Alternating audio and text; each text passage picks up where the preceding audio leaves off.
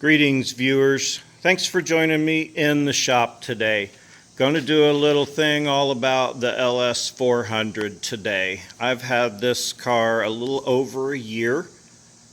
With 3 daily drivers, I've still managed to put a little over 8,000 miles on it. A lot of the upgrades I did right away. Some I did within the first 2,000 miles, but I think they've all been done. They were all done by 3,000 miles anyway, because I know all of this was done before the last oil change, but I digress. Hood's not open, no reason for that, not yet time to do that timing belt. I still wanted to try and get 100,000 out of it. I showed you how to check it in another video. I know it's still in good shape, and the tune-up as well. It runs fine, gets great gas mileage. All that stuff's coming up. I do it all at the same time, but right now I've done several things to this vehicle since I got it, and I'm going to go over all of them and what I think about them and this car after spending a year, a little over a year, and a little over 8,000 miles with it. I know it doesn't sound like much, but I've also put about 6,000 to 7 on the 4Runner and almost 13 on the Tundra this year. So you add all those up, that's a lot. But I digress. So I'm going to start out rambling about the 400 here with the exhaust that I did. I got the exhaust from Parts Geek. Oh.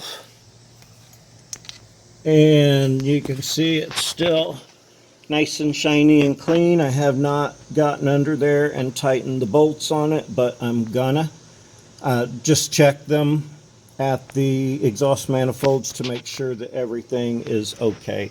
And yes, I am jacking that up from the correct place. I just got a board in between there, and it's a tight fit, but it's not smushing anything. This car's in really spectacular shape with almost no rust underneath. The rear clippy part has a little bit, but it's not bad. Fluid filming everything I have this year. I'll do a video of that when that time comes. So anyway, I can't remember what I paid for it, but it wasn't a whole bunch. It was the least expensive one I could find, like maybe 200 bucks. 220, something like that, but I digress. You can look at that video and see it, and if you drink every time I say digress, you get drunk by the end of a lot of my videos. But anyway, so that exhaust is really holding up. That was way less expensive than the Toyota one, and I'm sure it's going to last me a long time. Everything is working fine from it. I don't hear any leaks, but I have not tightened up those flanges where they meet the converters. So maybe ought to do that at some point. I do like, if you notice, this is leaving 2 water drippy spots from under the passenger compartment from the front. It does have dual condensers, if I'm getting that right. Evaporators, what it takes. Yeah, condensers out front, I think. I often say things that you know what I mean, but I say the wrong word. Anyway, where it draws the cold and blows it into the cabin, this has dual zone climate control, and actually does have 2 separate, I'm gonna say, evaporators, and that's why it drips from 2 different sides of the car. So a lot of like high-end refrigerators and stuff are like that.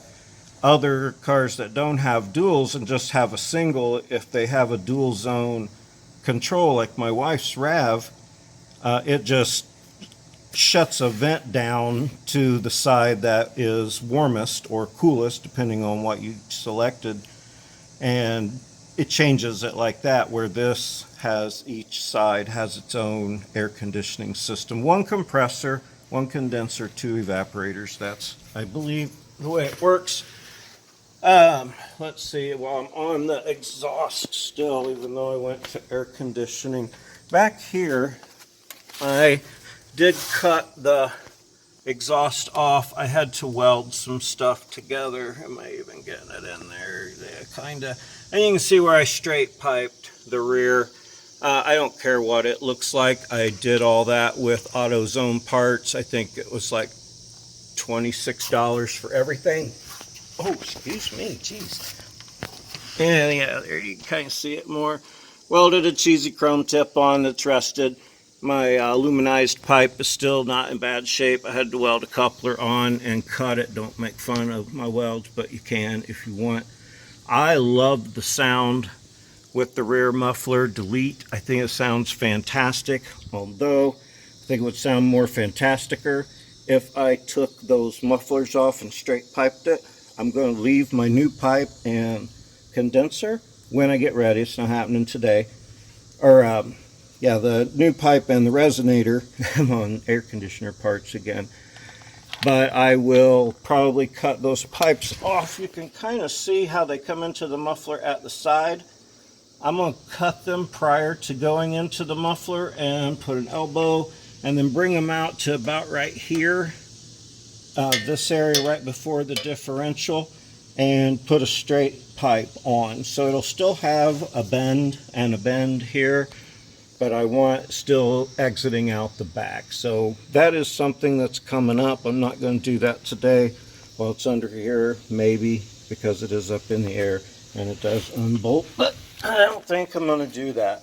Okay, my 5.8 Industries SS cheap lowering struts. These are fantastic.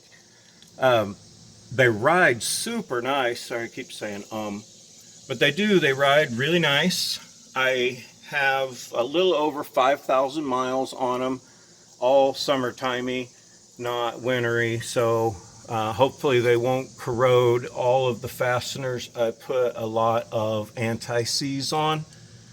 I took the wheels off and everything today to check and adjust them. The passenger rear one I always felt like was a little high, and when I would measure it, that corner was always a little high, so I dropped just that corner a little bit. I'm gonna put the wheels back on, see what I think of it. My power stop brakes have gone through winter. I haven't tried to polish them or anything, but they still look good through the wheel. The drilled and slotted rotors, fine. I mean, this thing brakes fantastic. I have no issues with the way it brakes. It has the power stop ceramic pads, the middle grade ones, I think. Maybe they only offer one option for the rear, but I went mid-grade with the front. But anyway, they have dirt and stuff on them because I live in a dirt driveway, and we went to the fair and had to park in the mud. Again, rambling. Everything rides fantastic since I lowered it. It goes down the road just sweet as can be. I'm very pleased with that. Very pleased in the front here. I do run that 1/4-inch spacer to keep my wheel from hitting my caliper right along here. And then you can see on the top here where my wheel weights were hitting. Yeah, there, those scratchies in the top right along there. That's where my wheel weights from my wheels were hitting. So be aware when you get your wheels balanced, they may cause an issue. Again, front one's kind of dirty inside there, a little crusty from the moisture out here. As hot as balls and 100% humidity. It's ridiculous. But I'm out here rambling on for you. The front ones, again, no issues there. Everything has stayed tight. 5,000 miles in, I had no issue loosening this one over here and adjusting it. So this one here I had to adjust actually surprisingly low to make it come down, this corner come down. I had to drop it because they were set all the same. Rather, the fronts were matching and the rears were matching to get the height that I wanted, but I ultimately had to lower this one considerable amount to get it to come down. You can see my straight pipe, my rear muffler delete there. Like I say, gonna do the front just for the sound. I can always put a muffler back on. Nothing I've done to this can't be undone. Like if you wanted to put it back, but I don't want to put it back to stock height. That's why I lowered it. So I'm going to put the wheels on. I don't think I've done anything else underneath. No, I haven't. So I've covered the brakes and the wheels, or the brakes and the suspension upgrades that I've done. I'm super happy all around with all of it. Just love it. I'd do it again in a heartbeat. Really happy with my rear muffler delete. Gonna do a center muffler delete. I think that's gonna sound awesome. I do have my factory toolkit that came with my Lexus. I put my strut adjusters in there and close it up. They ride nice in there, and then it fits in its little corner here, so it's really doing a fine job holding important tools. And if you've noticed, I went through that toolkit once before. It's got a 10, a 12, a 14, and a Phillips screwdriver and a flashlight in it. I think that's about it, because that's all you need for one of these. Did, just like I say, give it a nice hand wash. It's about due for another wax since it's been a year. I'm going to put the wheels on it and show you how it looks with the wheels on it. While I have them off though, I wanted to show, this is over 5,000 miles of the top being in. It's camber, I think. Of the camber being out. Now it's only 5,000 miles, but I got no cupping, I've got no feathering.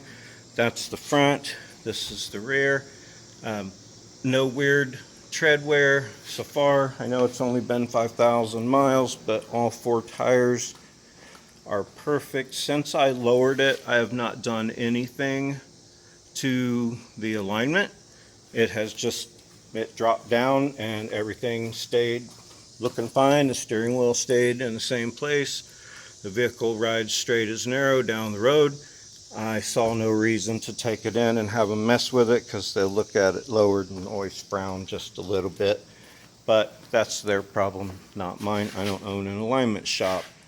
Okay, so I think that's all. I'm going to put the tires on, and then I'll be back with a little bit more. Okay, I almost forgot one super important thing while I'm under here, and that's tire rub.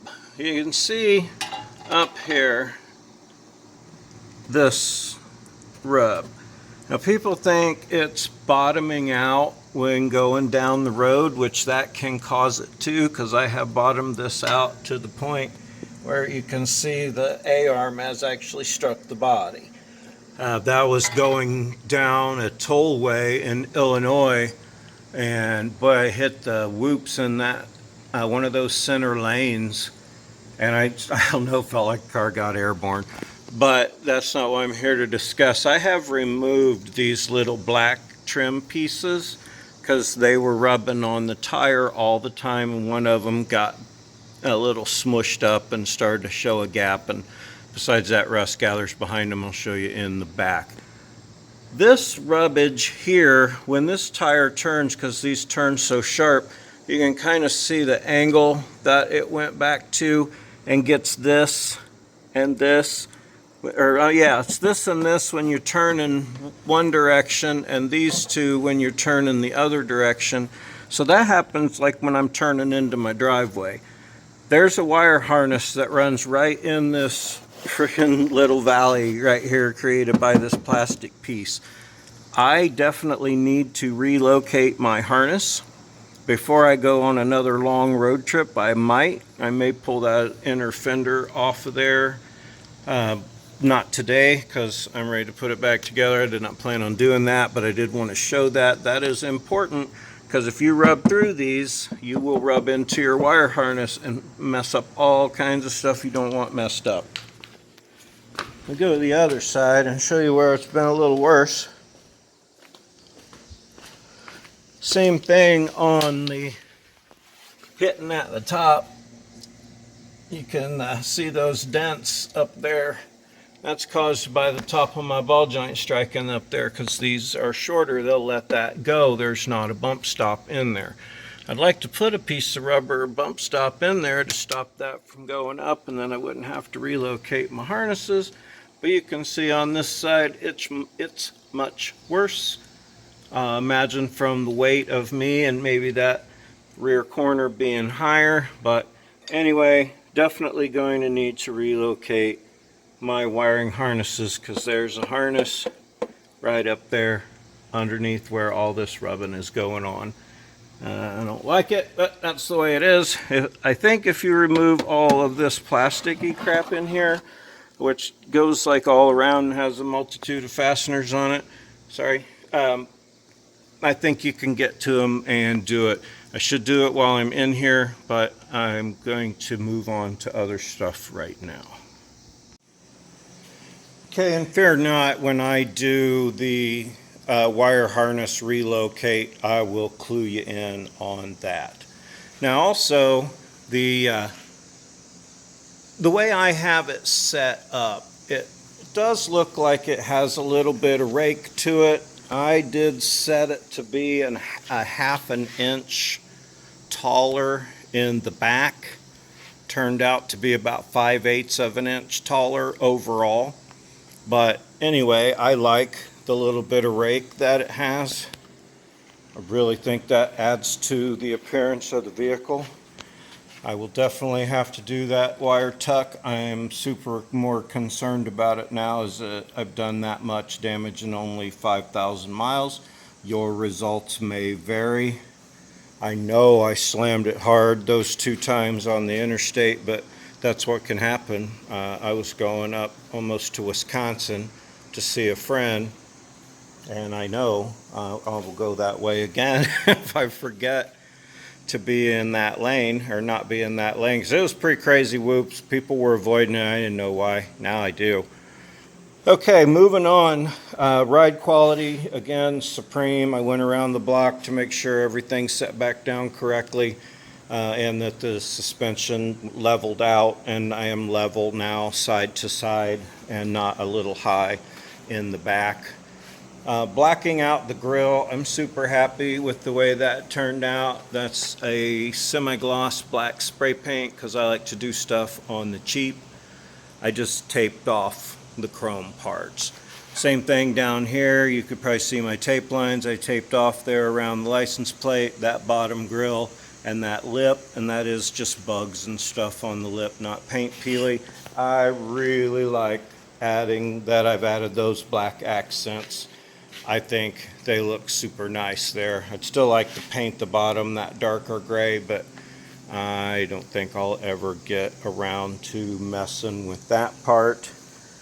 Let's see. Oh yeah, it has some surface rust. When I first got it, I sanded it down, used a rust penetrant, or preventer, and then skim coated a tiny bit of Bando over it, and then bought some allegedly the same color silver spray paint that didn't match. Now some of it's coming back, but I've taken all the black wheel lips off, and we'll slowly get around to addressing that. There's a tiny little spot there. I'm never going to take those bottom pieces off because I'm afraid of what I might see. I think I'd like to address those and fix them, but I really can't say that I will for sure. Oh yeah, pimp my hashtag for the hood rat, LS400. And my Instagrams. Now I got to post something on there about my LS400. I do love that I blacked out that emblem. Same thing. I just popped it off, taped it off, spray painted that black with rattle can spray paint. The mustache I freehanded. No, I'm just kidding. That's a sticker I bought, obviously. But I like that little blacked out emblem. I think it gives a little bit of class. I like my little tailpipes that hang down. Maybe when I redo the exhaust, I'll be able to get them shoved out further so they can go beyond the bumper part there. I just did that because that's what I had available and could get rather on the quick from my auto parts store. I like to do things budget and then carry on about how great they are. My exhaust was inexpensive and it works perfect. It was the least expensive one I could find, random unknown name on Parts Geek. These wheels, Pulse, they're made by a more popular wheel company that if you buy their wheels, I think Vox, VOXX maybe, But if you buy the exact same wheel from them, it was way more expensive than the Bell Tire brand, which is Pulse, but they have balanced out fine, they've rode out fine. I put those on right away when I first got the vehicle. Then I did the brakes. Those tires also are Biff Goodrich Advantage TAs. I'm really happy with those. They're pretty quiet, not super quiet, but pretty quiet. And they ride out real nice, and they hug the road real nice. And so far, like I say, with about 5,000 miles on the static drop or lowering that I did, no unusual wear on them. I did put the yellow driving lights in at the bottom. I like that. This is a worse side. I don't know if I'll fix it again. I did the same thing here. I sanded it down. I used a rust preventer, and then sprayed it after I bondoed it. You can see it's bubbling up again because I just did a shitty patch job on it because I thought it would make it better over the winter. I don't think I heard it, but I can't wait to grind it out and try and fix it right. It's got a little spot here too. I did spray rust converter on the insides. That's what all that black is, because it turns black when it dries. But anyway, so that's why all those things are missing. I will probably put them back on, but I don't know for sure. On the front, there's one little spot right there, and a little spot right there, and a tiny dent right there you can barely see. All character marks. The hood, something come up across it there at one time, and a lot of rock chips, but that just shows it has 275,000 miles on it. I will polish those headlights again. They need it. I think I got everything covered. I'm pimping my lowering struts. I'm proud of cheap. So, by the way, those struts were like $600, and I see people talking about lowering, static lowering like I did, like 2 to 3 inches, which this will go from 1 inch lower to 3 inches lower. I went like 2 1/4 in the front and lowered it just a hair under 2 in the back. But again, low price and ride well. Now granted, that's only 5,000 miles, but they ride super nice. The ride down the road is so nice. I have to be proud of my cheap stuff. So anyway, went on the cheap there and got that. These Yalla fog lights that I ordered from Slamazon. They look really good in there, I think. I like that they're yellow instead of white. It's got super bright LED headlights. I love LEDs. I've got them in the green 4Runner. Anyway, I really like that look. I think it looks extra good with the black, especially when it's just the right time of day, which it isn't right now. But I'm glad I'm doing this after having washed the 400. I really need to wax it. I have some leather treatment. I've not got around to cleaning all this because I'm dirty person. I work out in the garage, I get my hands dirty, then I'll get in my car to go somewhere, so I got dirt on that and on that. I want to scrub it all down real good one day and then treat it, but I don't know if I will or not. Let's see, I don't think I've ever missed anything in here, but I'm going to use my air conditioning and enjoy some auto. Let's see, I've not really done anything. I have the factory Nakamichi stereo. Every now and then my right side channel will cut out.